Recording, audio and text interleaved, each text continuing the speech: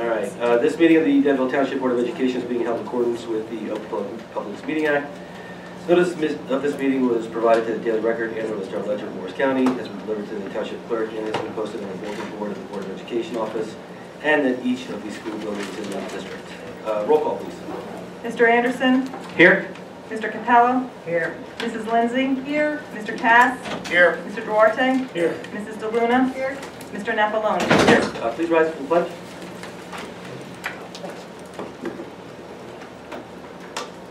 Allegiance to the flag of the United States of America and to the republic for which it stands, one nation, under God, indivisible, with liberty and justice for all.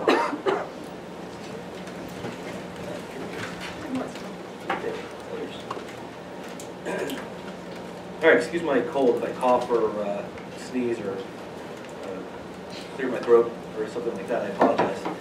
We've got a special presentation. I guess we're going to be starting there. Sandy, you ready to go? Sure.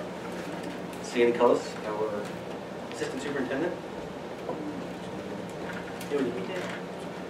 Welcome, everyone. Early in the year, we advertised that we would be talking about our standards-based report card that we moved to. We started moving to that system last year. We officially moved to it this school year. So I do want to spend some time going over that. But in addition to that part of the presentation, I also added just some updates of what we accomplished from the curriculum department this year and some of our plans for next year. So here's a list of 10 assignments. I want you to take a moment and just talk to the person next to you or think about what would you give this student if this were a student in your class and these were the grades. What grade would you give your student?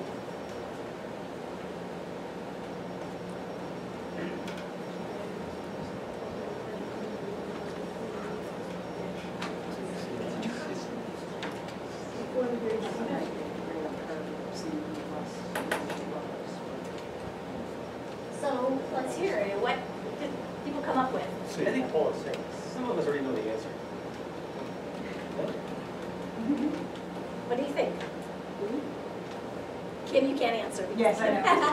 He's a member of our parent academy, so we worked on this already this year. The answer really lies in what system you're using. Most of us went to school, if not all of us, with a traditional grading system, and each of these assignments would be weighted. We don't even know what the weight is. Some of these might be 10 points, they could be 100 points, but let's say they were all 100, then they would be added up and divided and you would get a grade. So if you look at the beginning of the quarter, this would indicate to me, in today's grading systems, that the student really didn't know the information here, and then as they moved through the semester was gaining a better understanding of what the material was. So then the question comes, what's the purpose of grading? What do we do with this information? Do we penalize someone for not knowing information? Is there a timeline to learning information? Is a grade an effort or is a grade learning material? So there's a lot of questions to ask, and we've had committees over the last 2 years. Our report card committee had members from every grade level of teacher. We had our parent academy really talking through these issues of what does it mean and what do we want for our students. So what is a standards-based report card? Like I said, we're familiar with the traditional. Talk a little bit about what we mean when we're talking about a standards-based grading system. This assessment system is different. It's designed to inform parents about performance and attainment of specific skills and content. It establishes high expectations for everyone. So here's the benchmark. By the end of the quarter, this is where you should grow to. So it's an expectation, and time is a factor somewhat, but not in a factor of you've given the lesson, you have not attained that information within that day or that week. Doesn't mean that at some point you would not gain that information and be credited with knowing the information. Because once you know it, then you have that. In the traditional system, you're penalized even if you didn't know it from day one, as opposed to the end of the quarter. And it describes what students should be able to do. So how does it differ from traditional grading? It describes proficiency based on skill or content. So the reason I have my picture of a finish line, the way I think about it is, we say that here's the finish line, this is where you need to get to. It's not a race in who comes in first, and only those that cross the finish line first are the ones that get the letter grade. You need to work towards that. Some of them are going to get to that finish line within a few weeks of starting the quarter, let's say. Some of them are going to take the entire quarter, and some are not going to get to that finish line by the end of the quarter. So looking at those 3 different students, as a teacher, we would have to do 3 different things. Our student who attained those skills early on in the quarter need to be enriched or go further into the material, or else they're sort of idling for the rest of the quarter. Those students who are on track and actually accomplish it in a typical time period are right on grade level. And those students who have not met that benchmark at the end of the quarter, we know we need to give them additional assistance to make sure that they're keeping up with the grade level expectations. In a traditional system, all of those grades would be accumulated and you would have an average. It factors in effort and it factors in time. So even though you may understand it later, that doesn't take into consideration. You can't make up for what you didn't get right at the beginning. There's no making up for that. They get a cumulative setting.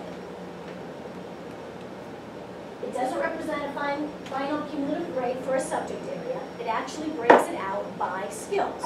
So you don't get 1 grade for language arts, let's say. You have 10 grades because it breaks it to specific items. And if you look at the report cards that I've left at your place, if you picked up samples, you can see that under reading, for instance, there is a list of skills that students have to demonstrate mastery on. Many of us have been really skilled in one aspect of a subject area, but not another. But that information cannot be communicated with a traditional system, because you may be great at addition, but really struggling with subtraction. And that can't be communicated because if you add up all the points, they have equal weight. And you would end up, if you got an A in addition and an F in subtraction, you get a C. That tells whoever you're reporting to, the parent, or to the teacher, that you're doing average. But that's not true. You're excelling at one thing and you're not being successful in another, and you need help in subtraction. And you're doing fine in addition. It doesn't combine, the standards base doesn't combine behavioral aspects. That's another portion of the report card. Those are very important parts of a report card because work habits are going to make a huge difference in how well they do in school and in life, but they don't belong in the standards-based grading with a description of how well you know content. Because if you don't do your homework, it doesn't tell the parent that you don't know how to do something. I mean, we probably had that experience with our children, that if they forget to do something, but you know they can do it, and we're trying to report out what their actual skill level is, because for a teacher, that's the only thing that's really useful, is knowing where their skill level is at.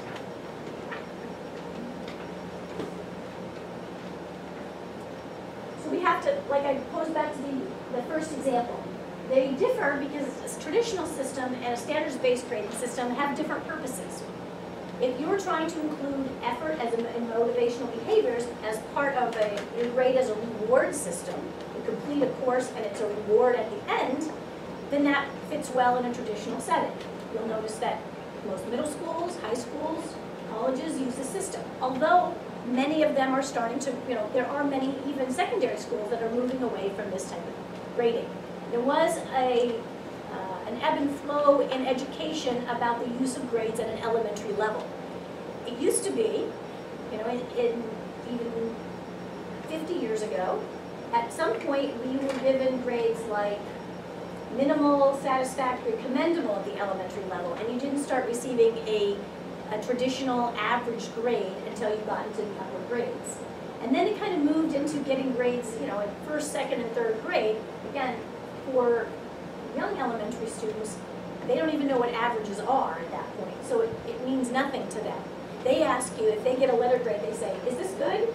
They would prefer a smiley face or frowny face, a plus, a check, a minus. They can understand those systems, but the A through F really doesn't resonate with younger students. So now it's kind of shifting more back, back because we want the information that's useful to improve teaching. Not necessarily that using a grade is a reward. We want all students to accomplish those skills, not those that attain it just, the first go-round. So we look at what's the purpose of our grading. And to answer that, we have to consider what the role of school is. So whether or not, what do we want these grades for? Do we want it to improve instruction? Do we want to report to parents accurate information about specific skills? Do we want it as a reward? Do we want it as a punishment? Do we want it to be an example of a student's effort or an example of their motivation in class.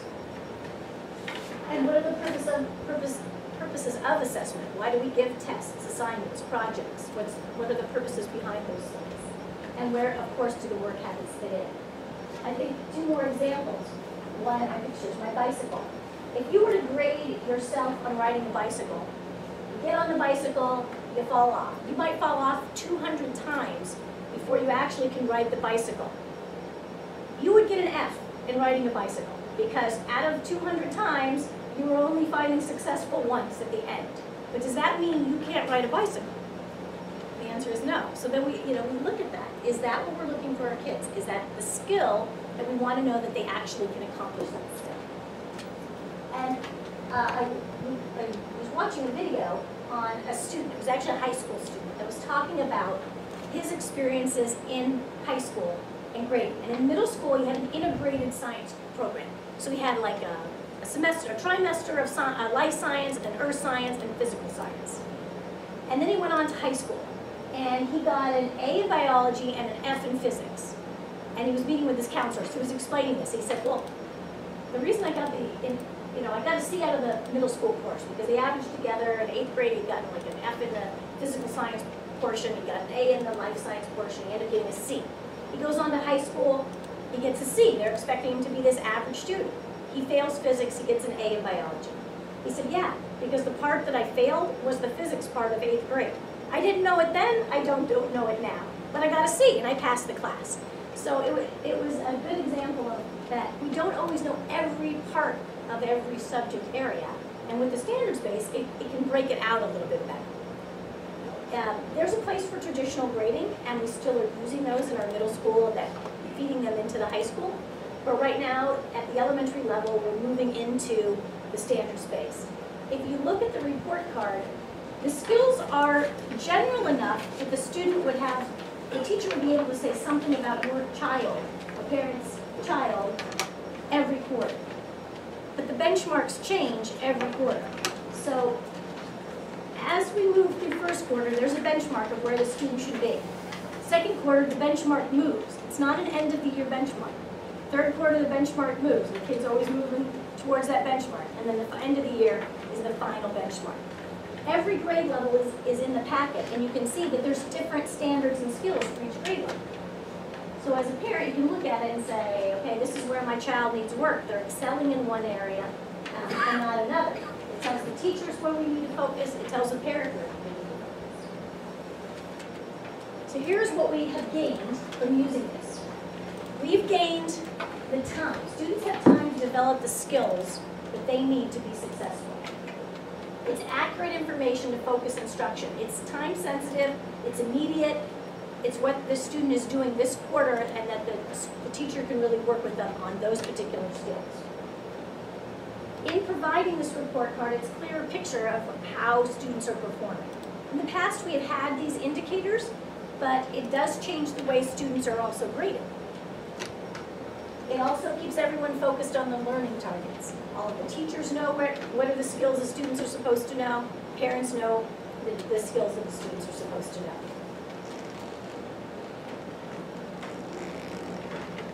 This is our grading system now. This is what we're using currently and what we'll continue using. It's the M+ is exceeding the grade level. The M, the P, and the LP, the M is meeting the grade level standard. That's where we want students to be. So that's really the benchmark. There are occasions, and not on every standard, where students are exceeding to the next grade level.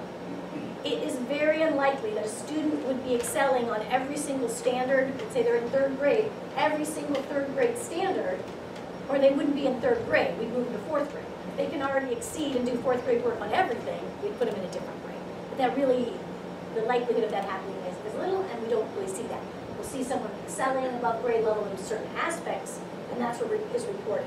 Not every indicator on the report card is eligible to be beyond grade level, because some things, it's either you do it or you don't. Like if they spell in context, they either are spelling it correctly or they're not spelling it correctly. I mean, it's not above grade level or not. The reading levels are on grade level or not, and their grade level of reading is just listed. It's not, this is beyond the grade level. Progressing means that they haven't met that benchmark, but they're working towards it. So as I was giving that finish line example, they're getting towards the finish line, but they're not there yet. They're getting close, but they're not there. Limited progression would mean that from the beginning of the quarter, they have been working on that skill most of the quarter, and they have really not been progressing. They're still back at the start line. And that's where we really have to focus and we have intervention programs to help. We either pull students into basic skills to get additional assistance, the teacher will pull the student one-on-one, communicate with the parents if there's an issue, but that's really when we see very little progress towards this. And then on some occasions, if we have not evaluated that particular standard, we might say yes. It does not equate to a traditional A through F system. But if you really needed to do that to make sense of it in your head, the M would be the A.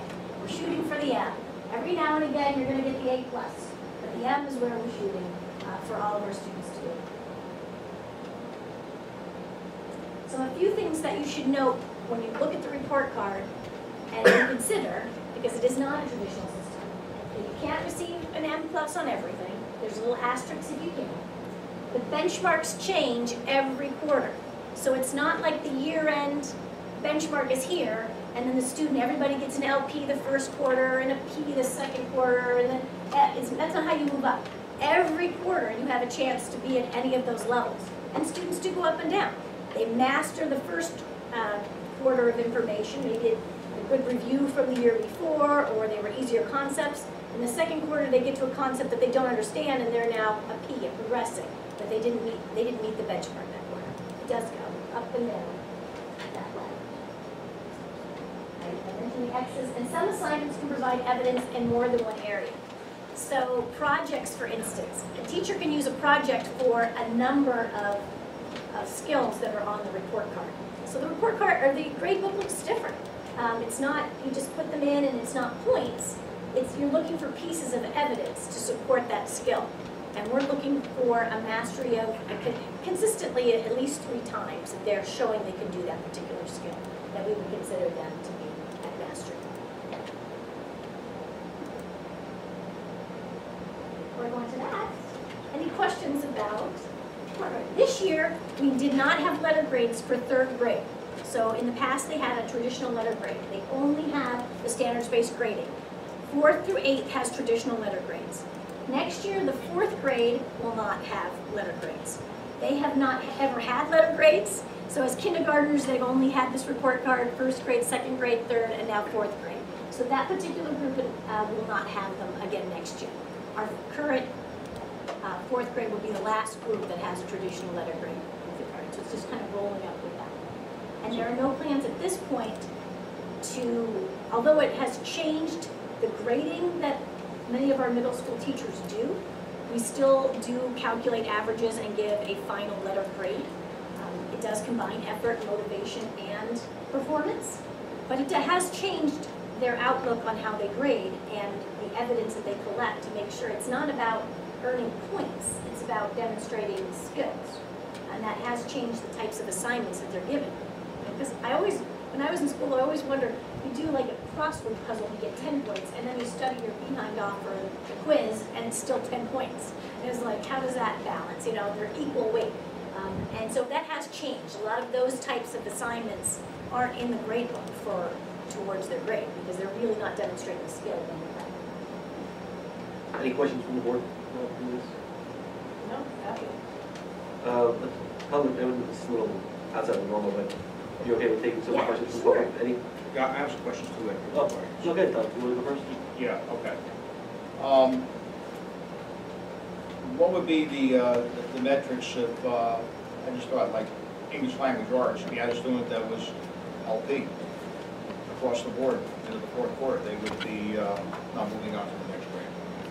It is not, we do not hold students based on that, but we would know they're still not at grade level leaving that particular, if they were leaving 4th grade, moving on to 5th grade and not progressing, then we would really need to look at, if that was all year, we would need to look at evaluation through IRNS, which is our intervention and referral team. We would need to look at a possible child study team evaluation if that student is progressing.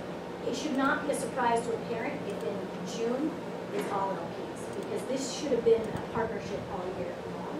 So that would be an extreme. So Yes. the intervention process would start in the first marking period if we had too many LPs. There's always a possibility to retain, but that decision is always the parent and the school together.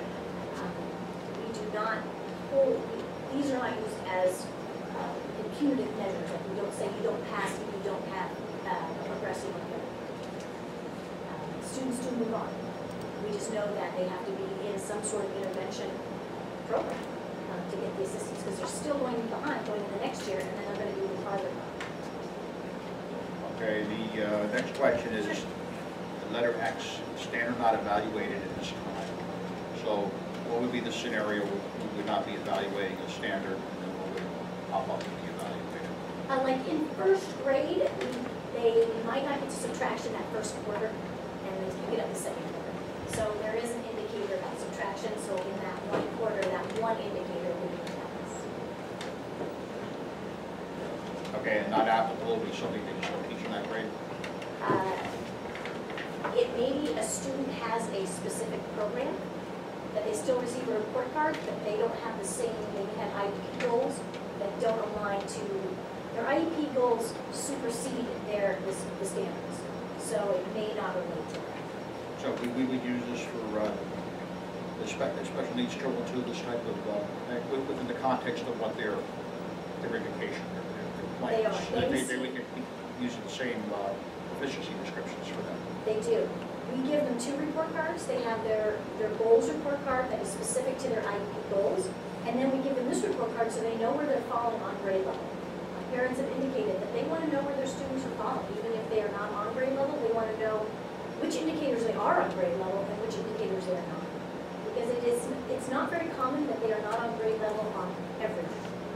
You know, that they have strengths in some areas, they may be on grade level in science, but not on grade level in reading. Last question, any middle schools and or high schools have evolved with this, or are they going to stay on the point system? More middle schools than high schools have, but we have many charter schools. The charter schools that have been popping up, some of them do have the alternative assessment system. They're using the portfolios, they're using the standards-based grading. But because many of the universities are still looking at GPAs, that very few comprehensive public high schools have looked at that. Again, it has changed the way a teacher grades and the kinds of assignments that they're putting in the grade book, but it has not moved totally away from a point system. And we're seeing less of the behavioral type things considered in the grade than we have in the past. Before homework, you know, it would be like 3 points a day. So you could really do some quizzes, but as long as you did your homework every day, you could be okay. And that the thinking has changed, that you need to perform. You need to show us that you can do it. Thank you. Any other questions from the board? I got one quick question. So does it make sense for probably kindergarten, whoever's getting the first time getting these report cards, can we send a quick letter describing it? I know I got the first one, and I looked at it like, I didn't understand it.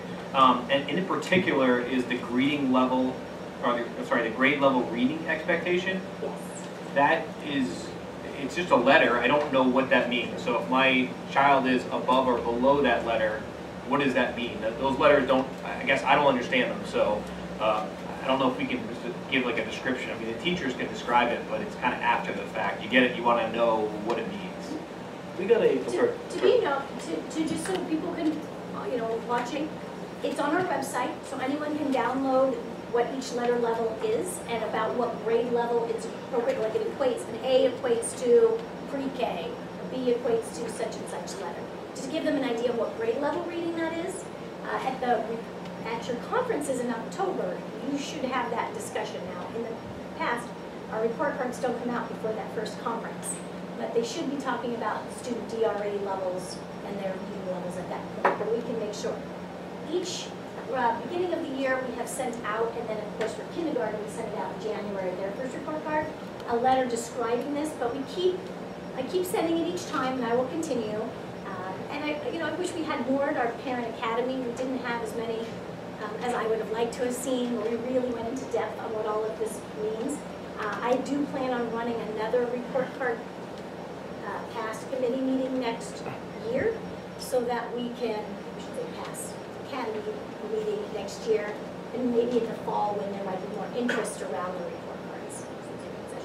We got a, I don't know if you got it, we got a, our, my younger son's report card, there was a little sheet in there that had, Letter what levels level, or- meant degree level. You did have it all? I don't know. I had it too. I had a sheet in there that explained everything. With the, right behind it. But, we can wait. But obviously not everyone did. So it's available on the website, but we'll make sure to keep sending that with each report card so that if they lose it or whatever, that we, because it's helpful. They need to know to equate what does the system mean. Questions from the audience?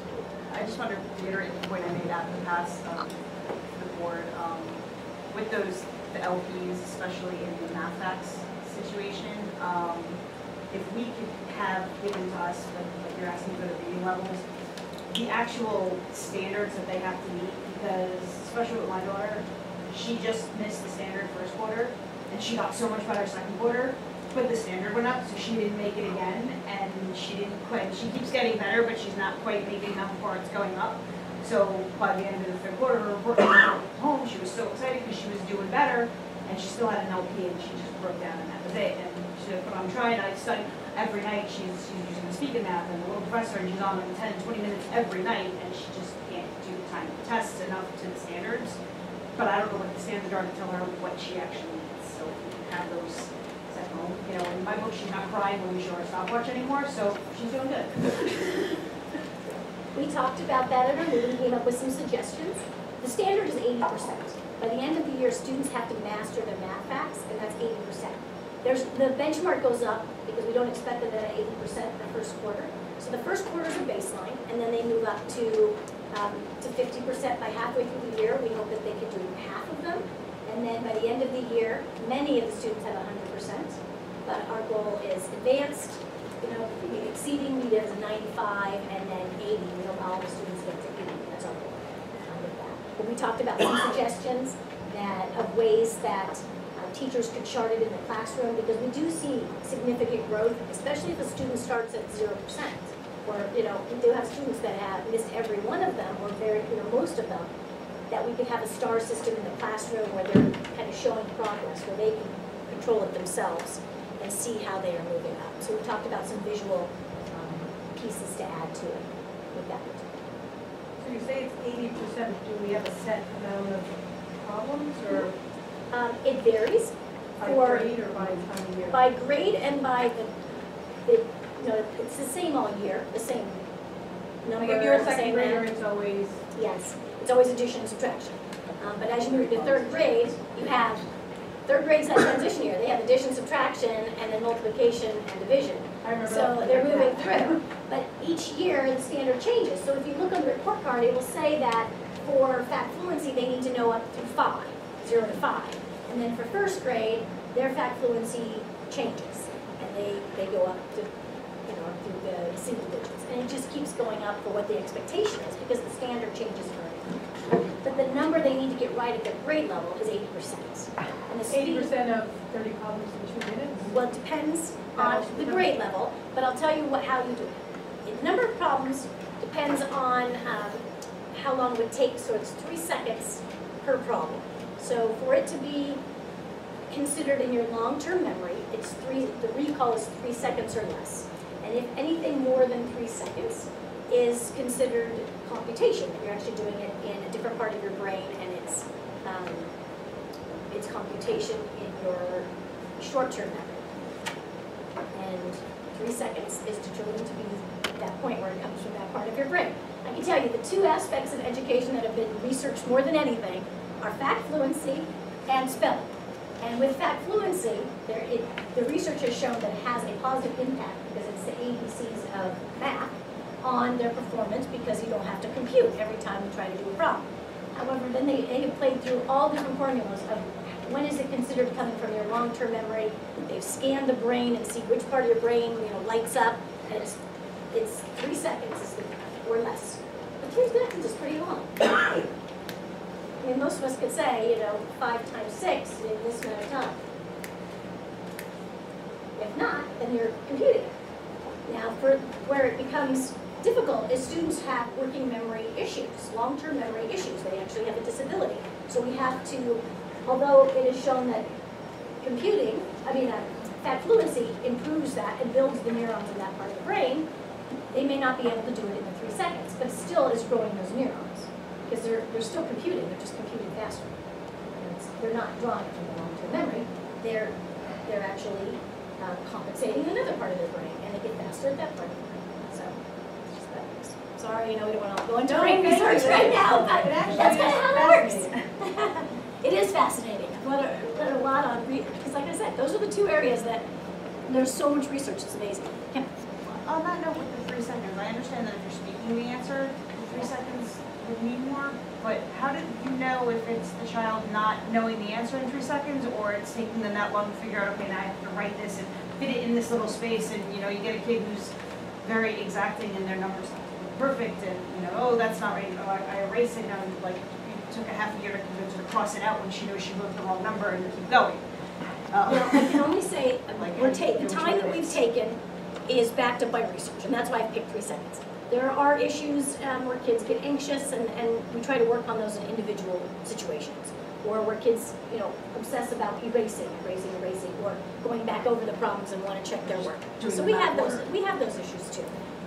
But we know that the benefit is that no matter what the issue is, the more that they practice, the more it's going to go into either their computing side or their long-term memory, and that we try to compensate for or help students if they do have those individual issues. And that's what we try to lower the anxiety. I'm glad your daughter's not stressing about the timer, because we really do try to lessen, we practice it so many different ways, flashcards and with each other and games and verbal and written. So, I will move on, and I know we're running a bit at a time. So I will, I just wanted to do a quick update then to tell you what we've done new this year. So it's just an on-running list. I'll name them off. If you have any questions, let me know. So starting with the end of the school year last year, we did our first ever Literacy Institute, which we offered workshops within district, and we had 42 teachers attend during the summer. We had our first summer assignment where everybody in the district had the same assignment for that grade level.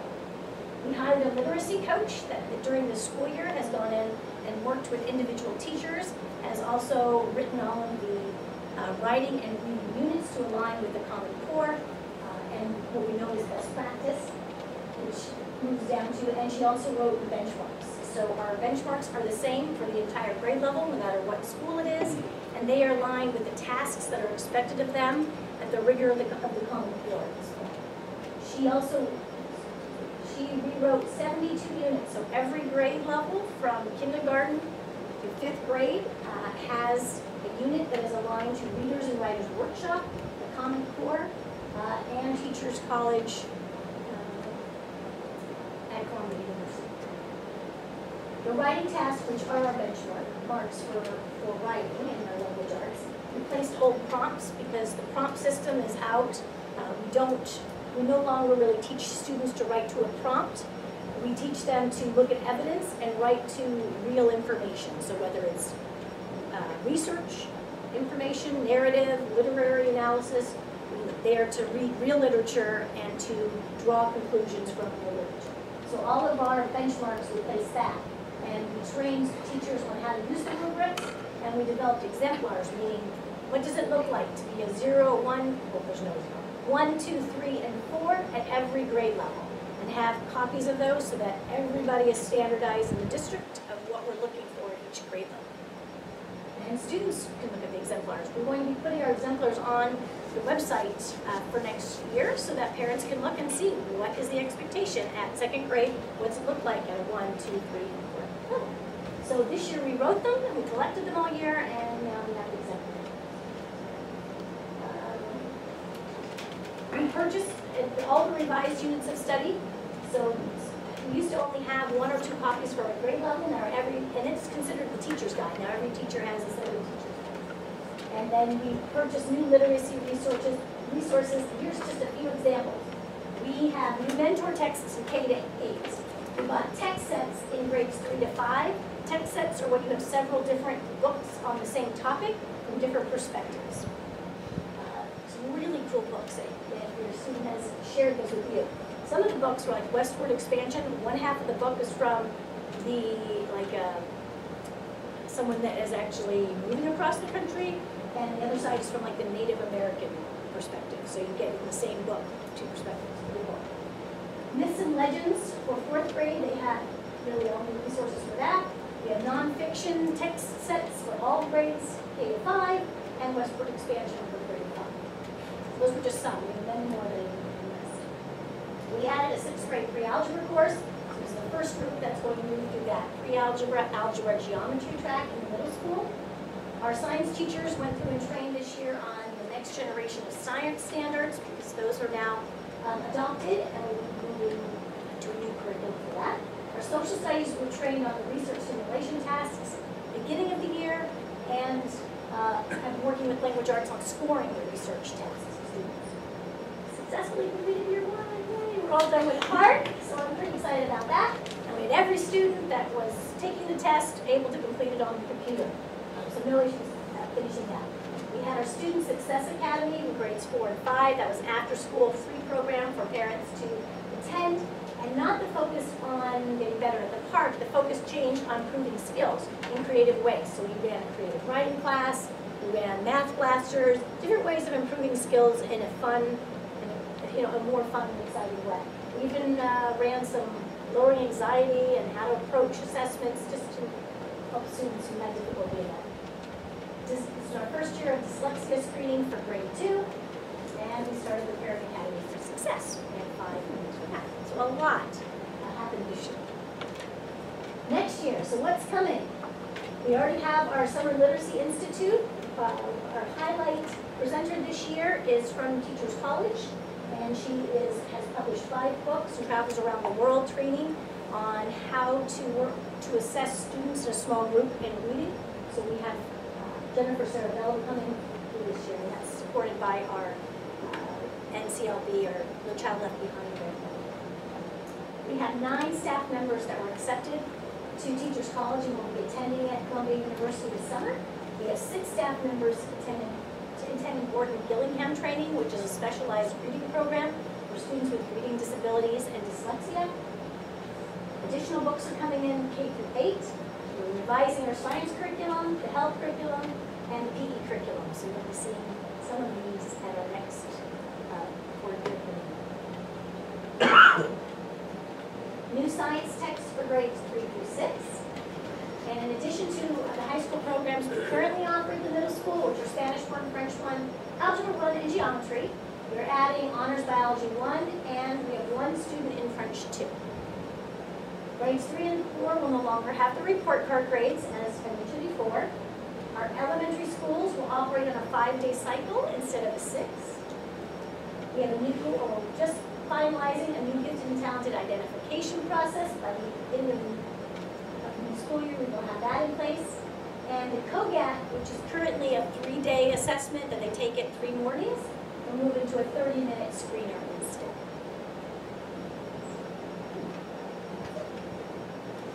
Lots of big things happening next year. Thank you. Any questions? Sorry, that Questions from was the board long. on, I guess, the second Very portion long. of? Yeah, I have one on the new gifted and talented identification Yes. process. Yes. It's still a work in progress. It is. We had, at this point, we've met with the Parent Academy and had parent input on what they were looking for in a program. And we're working now just revising the flow process. So just as we did with the math, we're looking at more than one direction of entering into our Expo program and also expanding what our Expo program offers. So right now we offer an Expo program that only students that test into that program can participate in, and it's a critical creative thinking based class. We don't really have programs specifically for language-based gifted students or math-based gifted students. They're not all the same students, so right now is for practical. And we only have that testing route. We don't have a teacher recommendation route where students who perform well in class all year, but maybe didn't on the program, which we're looking at adding an additional route for that program. Okay, when we had a revision of that in the middle school before you came, the board had a pretty extensive dialogue on that, and we indicated that, you know, standardized testing, the academics are very important, obviously, but also that there should be some other variables included, like if the kid had good attendance, you know, they were punctual, and there was, you know, non-quantitative factors to consider in putting them in there. And the other piece of that, we've had discussions here, unfortunately, everybody's kid can't be in that program. You know, they miss by a couple of points, and there should be exception for that, give the child that parent. You know, in real life, it's not that way.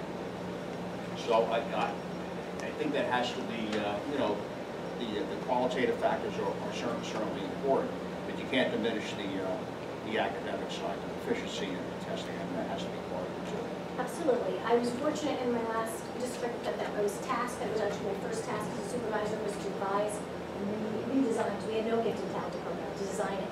I designed it, worked with parents, worked with teachers, and then worked with University of Connecticut, who is the gurus, Renzulli and his wife Sally Reese, gave them our work, and they evaluated whether or not what they felt about the system. And they really liked what we came up with and felt that it captured a variety of students that fall into this category. So what we're working on right now is 2 routes and an alternative route. That's kind of where we are in the process at this point. So we have a testing route, teacher recommendation performance route, like all year in class showing it, and then an alternative route where it's like an on-demand performance. So we're looking at all of those things. We aren't looking at, I think you mentioned, like attendance and so forth, but we are looking at performance on a test and a performance based on a collection of body of work. Yeah, I forgot all the metrics that they were using, but the class grades were part of it. And I don't think they were weighted that much into the program. It was more like efficiency testing. Some kids may, you know, even have a bad day. Absolutely. But they were a good student. We just went through that when we instituted the pre-algebra stuff. And it isn't, And the difference between one on the COGAP was actually a standard deviation, and the difference between you and thousands of kids. yeah, right. Or whatever the Right. number was. Tens of thousands of kids. One point is tens of thousands of children. And that's what's confusing. It's not, you know, those kinds of test scores are not, each point doesn't represent, it's not a 100% scale. You know, it's not a 0. But we're looking at all of that. And I can guarantee that we're not only looking at a route that includes only a test. Okay. So what would be the target date to have the, you know, the guidelines? Start of September. So right now, we're at the point, we've met with the Parent Academy, and now we're working with the teachers going through that process. Then what I have promised the group that has really worked on the parent group is that I will share with them our draft, as well as when we're ready to make a recommendation to the curriculum committee. It'll all go to the curriculum committee. And then eventually comes to the board for the presentation. Correct. Yeah, okay. Absolutely. Looking forward to that. Yep. I know it's been a hot button for a while. It is, and trust me, as I've shared with others, it's the one area in 23 years, there hasn't been a year that I have not been involved with Gifted and Talented. So I know the ups and downs and all arounds of that particular issue. But there's room for a lot of different perspectives. Because even Renzulli has really changed his perspective. I actually prefer his wife's perspective a little more. He's gotten very flowery with his, you know, you have to have 20 programs, or the music one and the writing one and all of these different things. But his wife is very grounded in research, and I enjoy working with her. So it will be coming to you shortly. Great, thanks. Yes. Good. Thank you, Cindy. Actually, to the committee first. Yeah. Sorry about that. All right. Superintendent's comments. Steve Leo. Okay. First of all, I want to say very nice job, Dr. Cullis. I think you did a great job, and I think that we're very fortunate to have someone like you in our district. So it's great to see an expert with a vision, and she's student-centered, so I think this is very important. We're going to talk about committee schedule changes, I believe, later, somewhere. No? Okay. Our busing survey, our customer service survey has 386 entries as of today. The deadline is May 31st, so we should have over 400 entries by the time we're ready to do it, ready to analyze it. I will have a report to the board and to the public on the results. Our new Friday folder metrics are way above expectation. The open rate is about 60% right now as compared to 15 to 17% of the former version. Our YouTube channel is still getting many hits. The Science Honors Class Info session that was attended by 25 people and viewed by 45 more on YouTube. We had a couple changes that I don't like to make changes, but sometimes it's the way it is and we have to go with it. Number one is the paving. If there's questions about the paving, I have no problem explaining it all to you. I did it in an email so everybody knew. Basically what I decided was we should do a better job at do less better than more not as good. So right now that's the plan. If anybody has questions, again, please, when it comes up, it's fine. We have a couple last minute changes to the agenda from the one you received, now the one that you have in front of you. I just want to highlight them to make sure.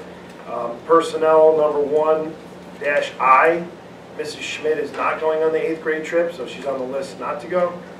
Personnel 1G, the correct rate is $323.95 a day. That's reflected in the paper copy you have. And personnel number 12, Mrs. Jameson's correct rate is $570.24. And Dr. Cullis has a clarification on instruction program number 11.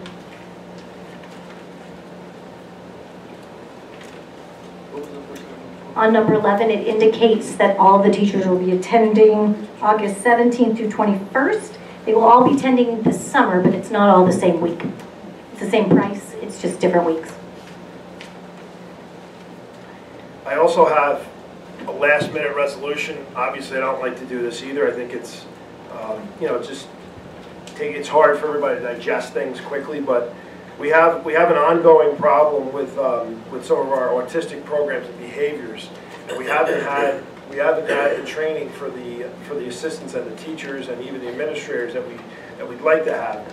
There's two different versions of these. I'm not familiar with this one. I was familiar with something called Handle with Care, but it's basically about how to handle children physically when they're out of control and you have to restrain them from hurting themselves or someone else.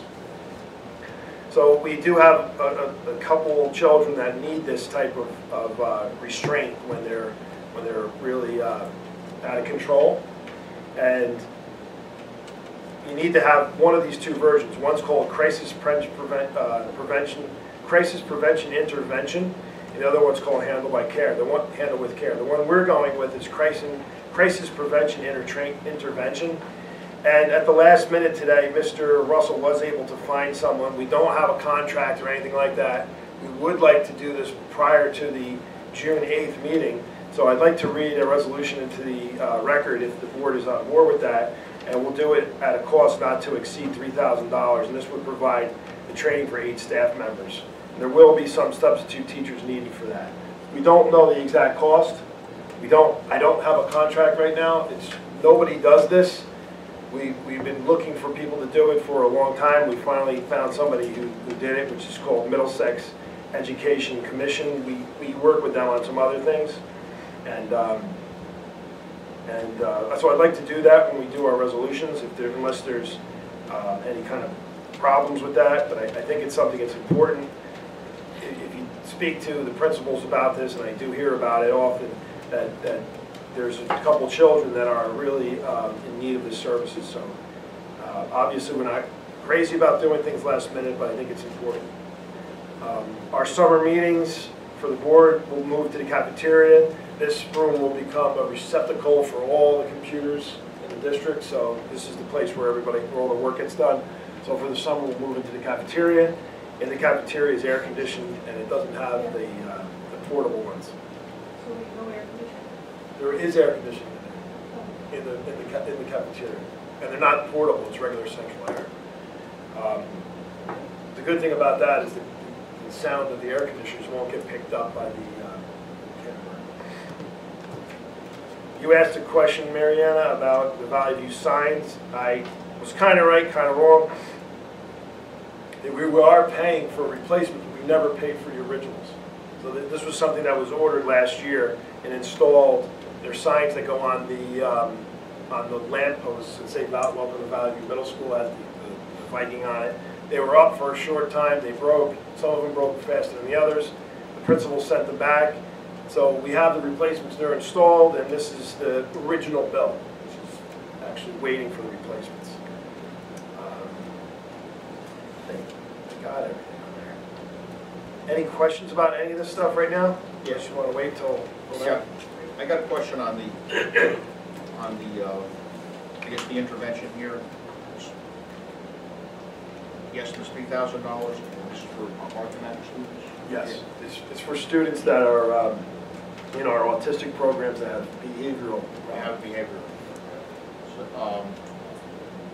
So, you know, I'm just curious, we're almost at the end of the school year now, you know, why principals wouldn't have brought this to our attention maybe, you know, earlier in the year, or did these behavioral problems just manifest themselves like recently, and you know, almost at the end of the school year, just trying to dig a little deeper into, you know, something. It's a combination of what you just said. So we have one student who has progressively gotten worse. You know, personnel changes too. You have principal was absent for a while, things change a little bit. And right now, we're at a point where we have a couple of kids who we really can't educate in our school the way it is right now. So we've had to actually remove them from the school for a short term, which we can't do for a long term due to our IEPs. There's just a handful of kids that are, you know, we're doing the best we can of educating them in-house. Sometimes, and I know as a board we've discussed kids that have gone out of district. These are, you know, the kids that are on the cusp of going out of district. So we're looking at, obviously we've been trying to find this for a while. So it has been probably about 2 months that we've been looking for this type of training. And Larry just got the call today. Remember also, our personnel is in flux too. So sometimes things, you know, fall through the wayside that we don't want to. But I mean, I feel like we should do this training as soon as possible, not put it off till June 8th. And I could put it off till June 8th, it's just that that's really late in the year. And these kids are still gonna be, you know, not being, they're gonna have to get suspended and sent out. And Yeah, so long story short is that if we didn't put the intervention in now, eventually it's gonna cost us more money. We have to put it out of district. Right. I mean, that's basically the risk we're running right now. Because these are the kinds of kids that are on the cusp of whether or not they can actually be educated in their schools. And we have one kid who takes off too. And you know, I mean, outside, so they have to be able to restrain him so he doesn't injure himself. Yeah. And there's no guarantee the way you described it, this intervention's going to. Well, the good. I mean, hopefully it will change things and keep them in district, but it sounds like you know. Well, here's what happens though. Like right now, you know, we're all told don't touch students, right? Don't ever touch students, things like that. There are occasions when it's not only our right, but we're required to touch students because they're going to injure themselves. But if you don't have this training and you do it, and the student gets injured or makes a complaint that you did something wrong, you're really leaving the employee out there. Whereas if they're trained and they apply the proper techniques of restraining someone from injuring themselves, you can do it. You have to do it. So that's where we're at. Now this number we're expecting the number to be more like $1,000, maybe even less than $1,000, but we don't know. It just happened at the last minute, and somebody said that they would do it for us, and we're going to try to run it as soon as possible. Okay, thank you. Again, I don't like this practice of telling you at the last minute, and I wouldn't if it wasn't something I thought was very important. Any other questions about any of that? Yep. Yep. I'm good. All right, Sandy, System Superintendent's comments. What do you have first? I will just leave the presentation as the Assistant Superintendent's report. Oh, all right. They were excellent comments. Are you, is this slide deck gonna be online too? Yeah, I can go. We're going to put it in the Friday folder too. Oh, there you go. So slide deck, and then obviously it'll be on video for anybody who wants to have to see the slide deck is. Thank you. All right, it is 8:25. We will open for public comment. Please step to the podium. Don't all rush. Name and address for the record. I know exactly who I can. Sir, sign in. Maybe right. You can bring your report to the podium, Kevin. Please. No, it's kind of attached to this. It's like a bank. These have to actually be people signed in if they're gonna say it on camera. Yeah, because we captures our email address too.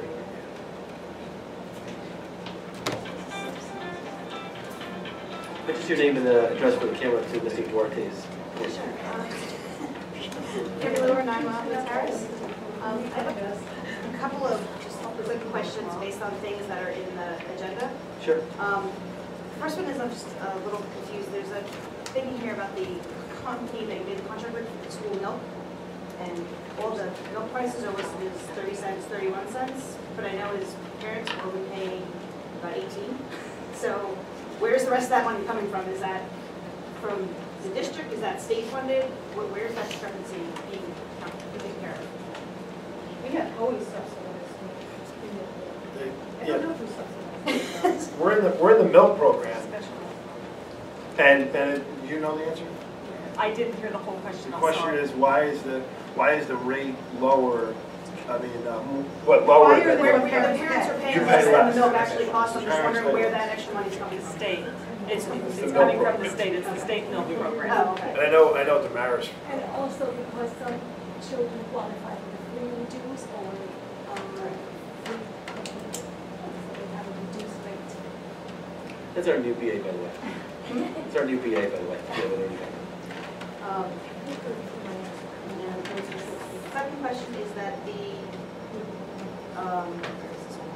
under operations, under D2 number 2, it says that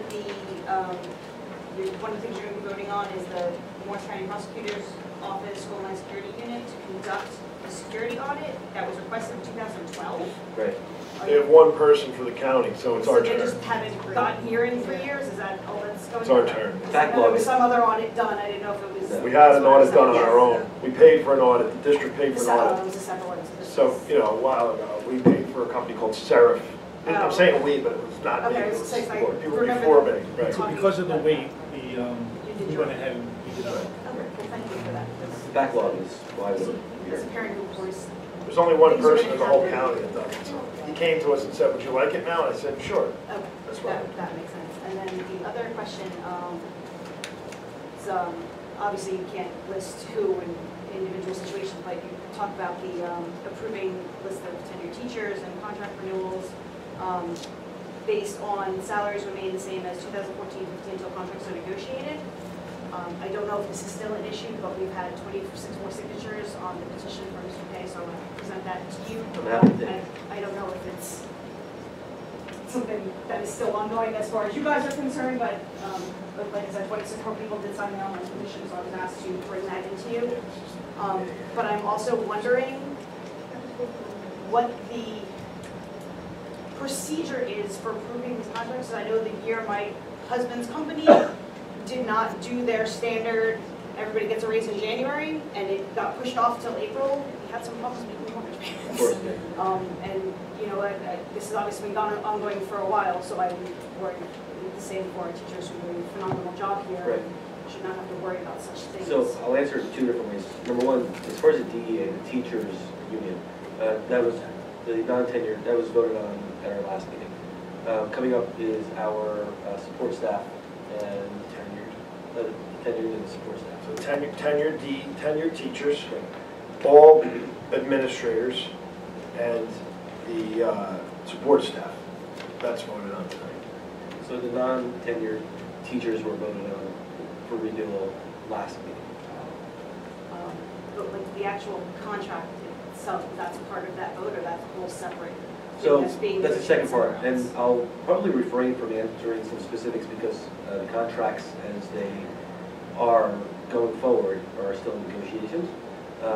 As such, the contracts are always sort of previous years move forward. So they still have a contract, obviously, all that is the same. There's teachers who don't have new contracts for the future, are working off the previous year's contract. And we're still in negotiations for finalizing the contract going forward. And there's not any kind of estimated time on when that actually happens for these people. I don't have any concern about Still negotiating. that. Still, I mean, I would say we're close, is I think a fair answer to you. Thank I'm confused. Yeah, I'm very, Which one? we have an MLA. But nothing's been signed off on, and nothing's been formally approved or voted on. I would say we're very close, but nothing's been finalized, I think is the right way to say it. Thank you very much. Sure. Any other questions from the public? Nothing? You're gonna say something one of these meetings. All right, 8:30, and we'll close for the public portion. And if we may, Dino, you want to move us through whole business, please? Sure. If there are no objections, I would like to move for the following resolutions under old business. A, the reports for treasurer of school monies and the board secretary report. B, education reports, including report of student enrollment, HIV reports. And C, minutes to be approved from the regular and executive session minutes from April 13th and April 27th. Do we have a second? I'll second. Thank you, Don. Any questions? Roll call, Captain. Mr. Anderson? Yes. Mr. Capello? Yes. Mrs. Lindsay? Yes. Mr. Cass? Yes. Mr. Duarte? Yes. Mrs. DeLuna? Yes. Mr. Napoloni? Yes. Don, you want to move us through personnel, please? Nobody objects, I'd like to move resolutions 1 through 13 as a block. As usual, it includes resignations, retirements, salary adjustments, reassignments, appointments, etc. So there is one, before you get seconded, there's one correction which is under I, number 1I. Ms. Schmidt, will know, we have to remove her from that list. No, she's on the list. This list is just different from the one you got Friday, that's why. Oh, she's not supposed to be on there? She's supposed to be. Oh, she's When supposed she to be. wasn't on the one you got Oh, I Friday. did the opposite way. That's all. You got it right. All right, Don, you're in good shape. Do we have a second for that? Second. Thanks, Mike. And we totally reversed. Any questions? I have a question Sure. on 1G, the literacy coach getting 10 days work per the job description. Is part of her job description to work those 10 days, but it's not part of her salary, that she's working her job description? She's a DEA member, so she's a 10-month employee. She's on the teacher scale. So we have in the job description that your job is these 10 months and these 10 days, but it's separate? We wouldn't have a mechanism for any other way. I mean, it would have to be a stipend or an hourly rate or a daily rate due to the fact that she goes on the guide with the teacher. She's not the administrator, she's not the support staff. She's a certificated teacher. There really wouldn't be another mechanism other than creating a stipend for that position. If you would do it, be a stipend, she could just say, I want to do the stipend. Then you would have a ownership. This is for the literacy coach to work in the summer. Right. Yeah. So yeah, I guess she could not take it, but that would be really tricky. Yeah, at least it's in, now it's in the job description, she gets paid for it. That was your day? I'm usually last. Great, really. And did any, go ahead. It's number 7 and 9. Is that something we were going to talk about? As board and executive before voting? Yeah. So and Mariana brought this point up to me, she asked if we could do that.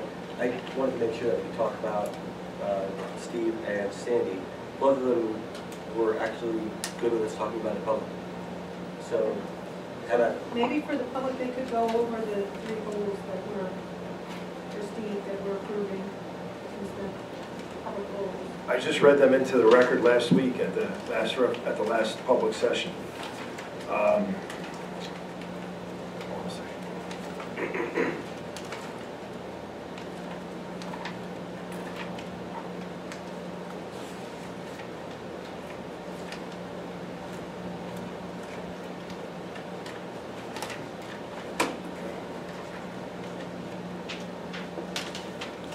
well, number 9 is yours, right, Sandy? You want to talk about yours first?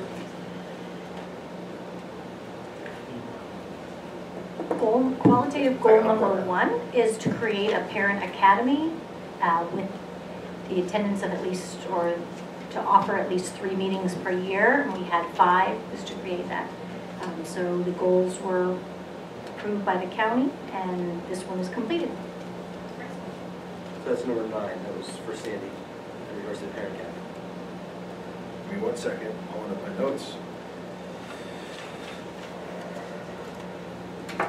Just for the record, I think because both the district goals and these merit goals are things that should be reported out to the community and the public at our meetings. And I know you spoke about it at the last meeting, I just think when we go to vote on it, we should talk about it. I agree.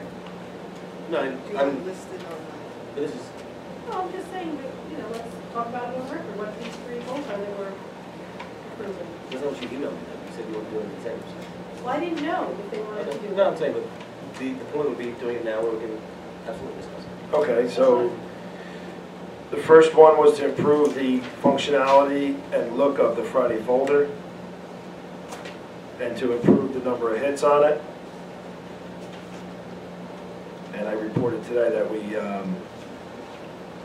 we had went from about a 15 to 17% open rate to about 60% open rate now. Questions about that one? That's great. Why does this thing keep doing it? Okay.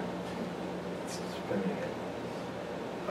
And then the second one was to create the comparison group that I've used with you since probably October or November. To compile the data, report the findings. We used it in the budget.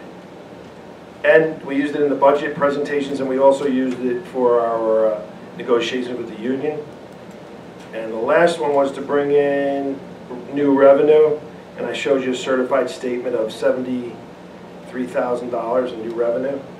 What was the goal? The goal was to bring in $50,000 in new revenue, and the certified statement stated that we brought in $73,000. As of today. And then the other 2 goals are not met yet, but they're close to being complete. You want to say those just for the record? One has to do with a writing initiative through the district, and the post-tests are being compiled now. The other one has to do with creating an enrichment program for the summer. That has been publicized. We're collecting the money. We don't know if we're going to get it off the ground.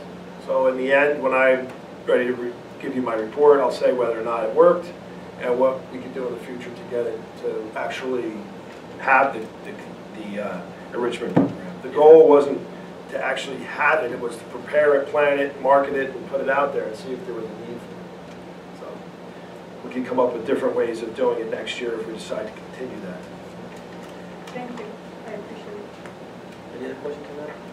For those reports? You know, any other questions, David? Carlos? Can I just ask a procedural question? Sure. Right, so all of these have a finish date of 6/30, which is the end of your contract period. Right? Is there a reason why we do these like as soon as they're done and they're met? Yeah, the end date is the school year, but whenever you finish them throughout the year, you can get them approved by the board and move on. Gotcha. And you know, because more than just the Friday full, right? It's to include district communications, the YouTube channel, and get the word out to other mechanisms. I think that's well, Was that a actually, district goal or the the merit goal? district goal was to do the okay, communications that's plan. what it was. The district goal was to do the communication plan. I reported on that too, the pieces of that. So does everybody, last week I reported on the YouTube channel, the PASS Academy, things to engage the public, that was part of it. And a piece of that district goal was my merit goal, was to drive up the readership of the Friday Folder. So that's those 2. Any other questions on any other parts? So I confused the district building. What led into the other? Any other questions? Oh, one other thing, these goals are on the district website, on my webpage with my contract, all posted. And same result. Yeah. Any other questions for 1 through 13? Just as a highlight, 13 is the job description for the district mentor program that we spoke about in curriculum and I reported out on last week.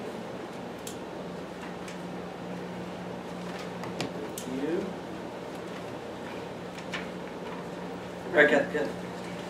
Mr. Anderson? Yes. Mr. Capella? Yes. Mrs. Lindsay? Yes. Mr. Cass? Yes. Mr. Duarte? Yes. Mrs. DeLuna? Yes. Mr. Napoloni? Yep. Thank you. Mariana, curriculum, structured program. No one has any objections. I'll move 1 through 11 as printed on your agenda as a block. I'll second. Thank you, Mr. Cass. Can I ask a question on number 9? Yes, please. The kid that's taking French 2, how is he or she taking French 2? And I'm sorry if that was, I did not. No, this was brand new. This never, Okay. it was a new. I know, I can answer it, but I gotta be careful because it's one kid, so everybody will know. It's just a real advanced student who is not from, like, he came here with some working knowledge of French. And he's just blown through it. In 7th grade, he finished the 8th grade class. So next year, the teacher wants to offer him the year 2.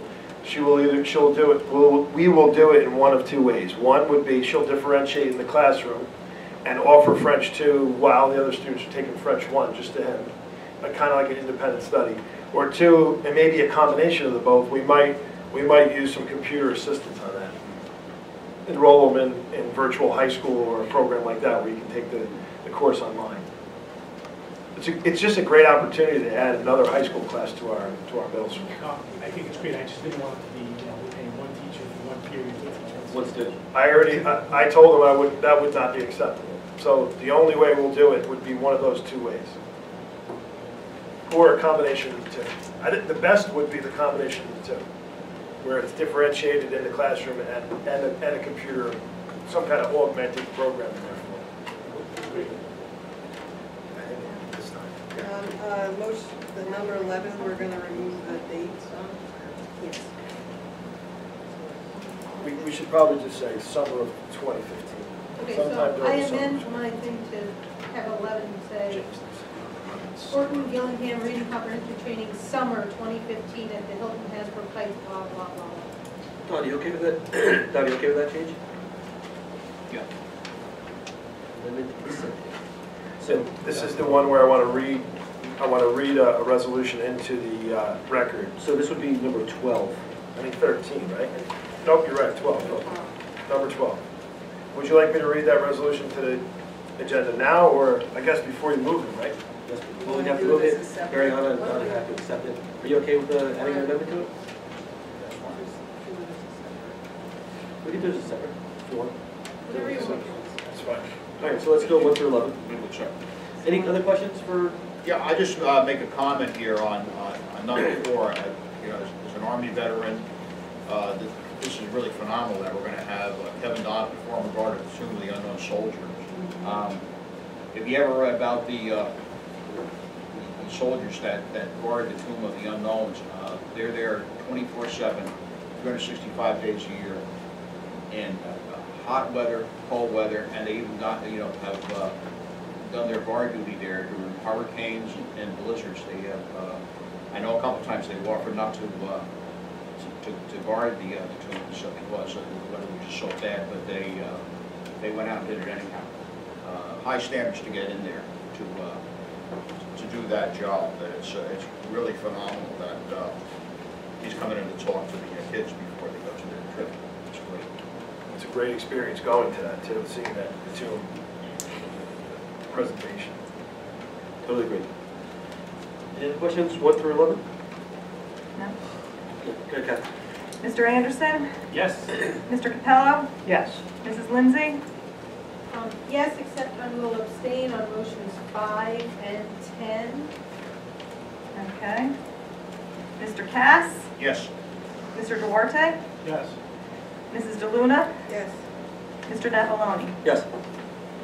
Thank you. So, you want to read this one into the record as a motion, and then we'll see if we can move it and discuss it. Right. I would like to read this resolution to approve crisis prevention intervention training by Middlesex Education Commission at a cost not to exceed $3,000. This will provide training for 8 staff members. Some substitutes will be required. Yeah, I don't know if you can move it, so someone else. I can't. I just want to read it. Do we have somebody who can move that? I'll move it. So, Carlos will move, do we have a second on that? I'll second. All right, who's seconding? Okay. So it'll be as written, as Kathy has transcribing that. So discussion, questions? We heard, I guess, a couple questions about it in regards to need for speed. Any other questions? No? Just to be clear, we're doing this because, just to be clear, tell me again why we're doing this. We have a handful of students with difficult behaviors to manage in a public school setting at Lakeview School. We have the behaviors working with them. We need to train our staff on how to restrain a student in a proper manner when they're at risk of injuring themselves or others. And we would need to train the aides, we would train teachers, we would train probably administrators, so that when a student tries to flee or run out of the building, you don't just grab them by the back of the neck or something. There's a technique to do it. Okay, so, And they restrain them so they don't injure themselves or someone else. all right, I just want to make sure that that's purpose. For full disclosure, I abstain on motions because I work at a placement. We are CPI trained people in my building. And yeah, it's about that. It's not like a behaviorist to change behaviors to get them to stay in the classroom. It's in a crisis situation how you can handle it. So it doesn't help them stay exactly. Mr. Duarte, thank you for remembering your training. So when somebody goes to choke you put your arms up and turn, as opposed to trying to break, like come up to the middle of there and... I shared some of my training with a fellow board member. And I remember. So if someone's choking you, what? You put your arms straight up and then you twist. And that's how it breaks the chokehold. You don't... But like I you want to make normally sure think that to we're grab all the very hands clear or, that it's like, not about pull it apart helping and stay change with one. behaviors to help them be able to stay in an in-district program. It's about in a crisis, how you handle them, so yourself and others don't get hurt. Including the student. More, yes, themselves, I meant, yourself, themselves. Well, Exactly. it is tied a little bit to that, because if we can't restrain them and we can't keep them in the building, they end up going out of district or out of the building. So you're right, it's not a technique to Well, it's not improve the same as a behavior. behaviorist who's working to help extinguish or change behaviors. This is in a Right. crisis situation, how to handle them. But this is at least a prerequisite we need to have to keep everything Oh, no, I think safe. it's a, right. CPI training is a wonderful thing. Any other comments, any other questions? Yeah. Okay. Mr. Anderson? Yes? Mr. Capello? Yes. Mrs. Lindsay? Yes. Mr. Cass? Yes. Mr. Duarte? Yes. Mrs. DeLuna? Yes. Mr. Napoloni? Yes. All right, policy. Barb, you want to move us through policy for first readings? Yeah, I'd like to make a motion that we adopt letter C on your agenda, the following 5 policies and regs for first reading. We have care of injured and ill persons, board officers, pupil assessment, and attendance. I'll second. Thanks, Don. Any questions, any discussion about these items?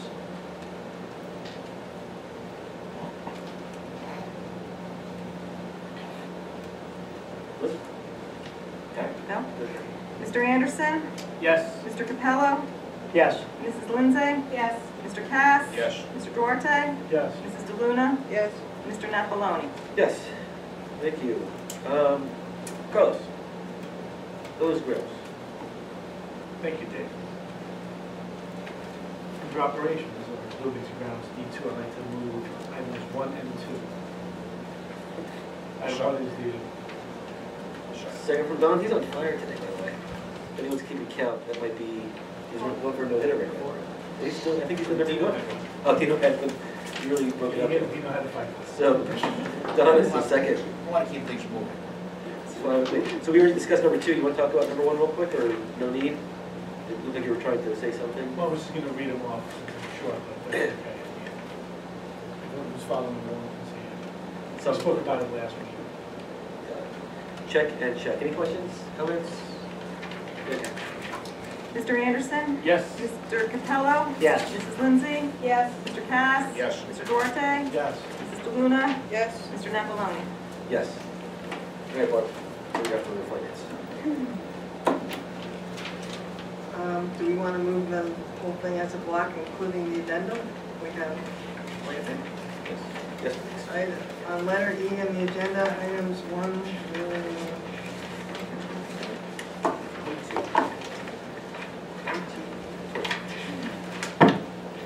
2, if you include the addendum.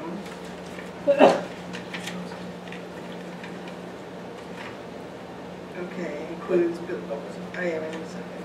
Well, Do it bills second. and warrants, field trips, the Sustainable Jersey Certification Program, the continuation of our medical, dental, Medicard, the field study we talked about for Valley View, for French Perillo, refurbished desktops,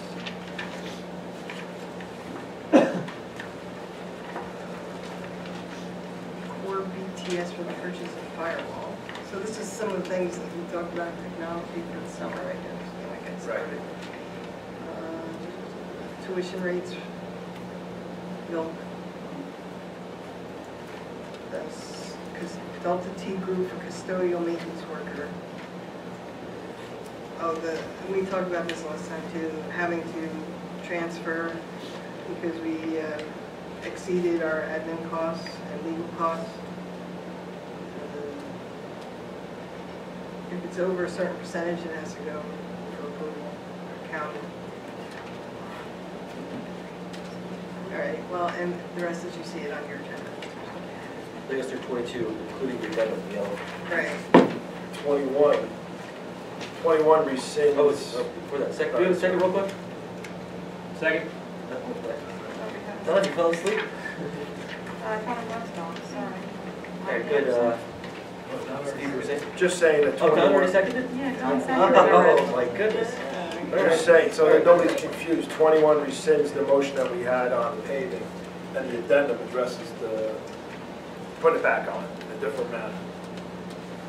So essentially, we're doing more work at Valley View and Riverview, and we're gonna hold off Lakeview for the following year, because Right. it's in better shape.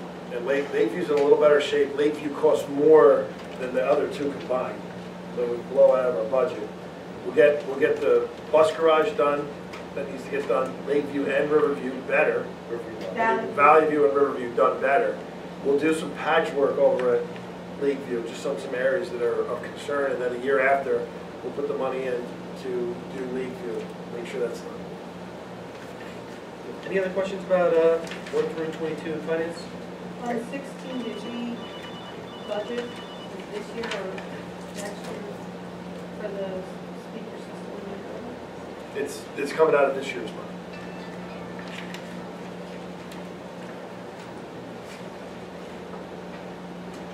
Can you just explain number 19, the Phoenix Advisor, Municipal Advisor of Record?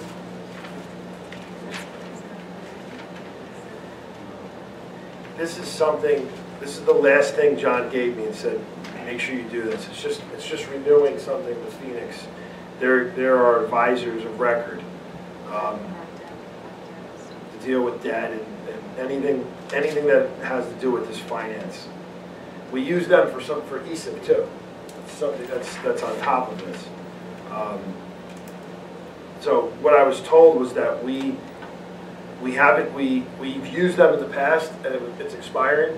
So he's saying that make sure we renew with them. That's where this comes from. They're the people that give us, twice a year, we do a debt transfer in August and February. They handle all that for us and give us all the figures. So we use them every year. For only $600. Almost it. That was 19. Any other questions? We just have one on number 7, the refurbished Dell desktops. Do we get some type of limited warranty on that? Comes with a 3-year warranty. Great, thank you. Then we're going to replace these are going to go back into circulation, right? These laptops that are, I guess, tethered down will become regular laptops that are used in a mobile capacity, and they'll be replaced with the desktops. We'll also replace some desktops for the, regular desktops that need to be replaced. We'll have a couple spares for the year. Any questions? Mr. Anderson? Yes. Mr. Capello? Yes. Mrs. Lindsay? I need to abstain on the bills list for check number 65410, as it's to my place of employment. And I vote no on 16 for the microphones. I'd much rather see that money spent on kids and get more of those tech specs I heard about at the beginning of the meeting. Okay. Mr. Cass? Yes. Mr. Duarte? Yes on everything but 11, I vote no. Number 11. Mrs. DeLuna? Yes. Mr. Napoloni? Yes, yes, Yes on everything? yeah. No one, no, right? No on the government deciding what type of milk my kid should have in school. You're more than welcome to bring your own milk. Thank you, Lynn. Good to cause. Any committee reports outside of what we spoke about in our last meeting? Correspondence, discussion items, Board of Ed office. Any talk about Board of Ed office? No? Board of Ed office. Oh, yes, a little, just something minor. There were some political signs on our properties we had them removed, and I contacted some of the people who put them on, the campaign, the candidate. Contacted the candidate, told them that they can't be on school property, removed them. Told them they can come pick them up. And there were a couple on the Obanaki Road site, 501. So we're going to look once a week. There's really no need for anybody to go past Route 10 anymore. But if you see it, you can always text us. I'll send somebody over to All right, I'll text you if I see it. So I can't figure out a way to go home without going past it. Only once a week I'll text you, I promise. once a week he's going to go over there and look. It's just probably an equity thing.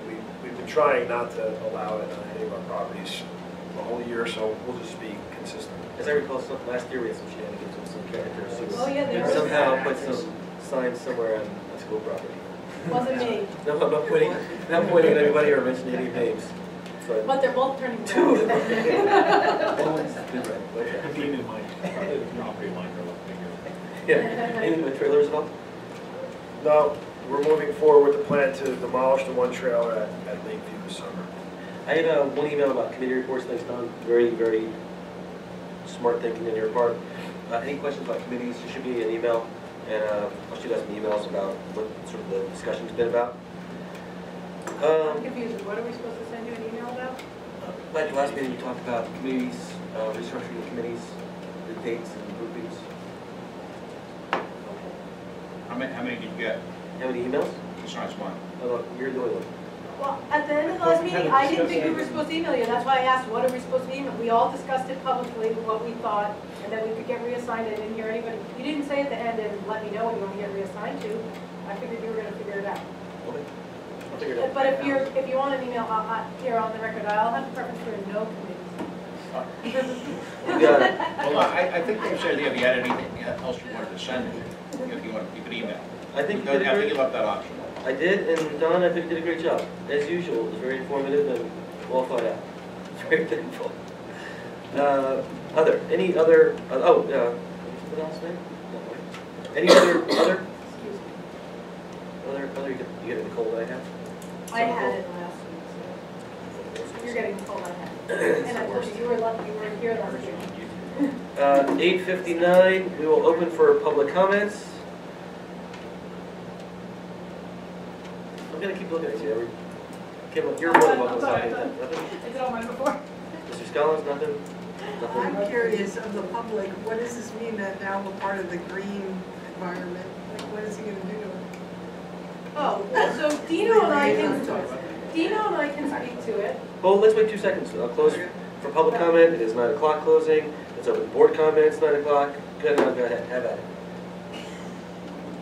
Now that we officially have joined, we are eligible to do as much or as little as we want with it. And things that we're currently doing, like ESIP, that we've been going after because it's the right thing to do for the schools and the town, we can now put towards trying to earn points to getting the school certified.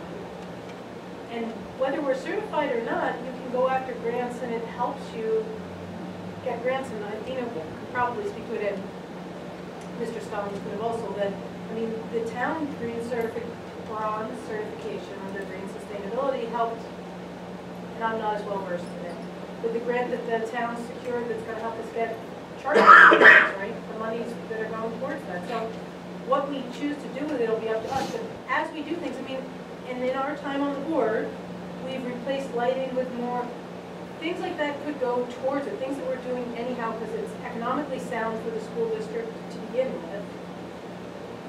Just makes us better stewards, which is a good example to set for our children that we're educating. You said that, I think the right words at the beginning, you said it's the right thing to do. Explain it. Well, it gives us a framework we can build. Again, with awareness, so we can kind of take as little or as much as we can do in kind of achieving different goals. And it touches on everything. It touches on the physical plan, touches on things, health, health and public wellness of the students, air quality in schools, and these, all of these things kind of come into things. And it just gives you a framework to kind of address those things, bring in the curriculum, looking grants. So it touches on all of it. We assigned money to it in the budget. I'm not really sure, I'm not sure it was clear in here. I know we named our superintendent as the contact point size. There's a lot of coordination. Even if you do something, somebody has to write up the blurbs and submit them on the website. I mean, there's paperwork, and if we're going to end up including it in curriculum or in other strands, that because it's the right kind of stewardship move to make, of, like when we teach our kids about recycling, you can write that up and get points for that. And we do have recycling programs in the schools and all. So depending on how much we invest in it, it's a time commitment and a philosophy shift in some ways. But some of it, as I said, we're doing anyhow. We're just not writing a little blurb and getting, credit towards possible grants. And also a lot of what we do to support the town's sustainability is actually cross-pollination in some of the efforts. So we're talking about kind of shared services and just shared agendas. This will help avoid this. We have we will put out a posting for some staff members that want to help us. That was part of the budget. That was the only budget really for this, was to have someone to oversee it. I thought of splitting it into two, the education component and the administrative component. So we'll put out feelers for two staff members to pretty much run with this and see where it goes. Oh, okay. Any other board comments at all? No? All right, so closing is 9:03. I know, Mr. Scollins, you have a question or a comment, so I'm going to open back up for public comment at 9:03. And you just have to state your name and address for the record. Sorry. Please. Kevin Scollins, Public Authority Avenue, Danville. Since we're talking about green sustainability, it's something, and indeed, everyone should support green sustainability. And that will raise the question again about Rutgers corporate extension. Have you pursued that at all, in fact, in the week? No, that's, the last time I spoke to you, I put it in my file for when I bring this person on. That's going to be one of the things I'm going to have them look at. Because they're offering a lot of free programs that can bring about a lot of other opportunities, such as grants and many other good ideas as well. Sure. Great. Thank you. So now 9:04, we'll close the second portion of the public comments. We have a need for executive, yeah? Yes. Carlos, want to move to executive? No. But I will anyway. I'd like to move us to convene an executive session in accordance with Section 8 of the Open Public Meetings Act. The purpose of this closed session will be to discuss negotiations, legal and/or personnel issues. Negotiations and personnel. Notice of the session will be made available to the public when the need for confidentiality no longer exists. Do we have a second? I'll second. You know? What's the no hitter was broken up at the center? for done. All in favor? Yay? Yay, all opposed? Nay. One nay. Thank you. Taking up the, Any abstentions? counts, any abstentions? No?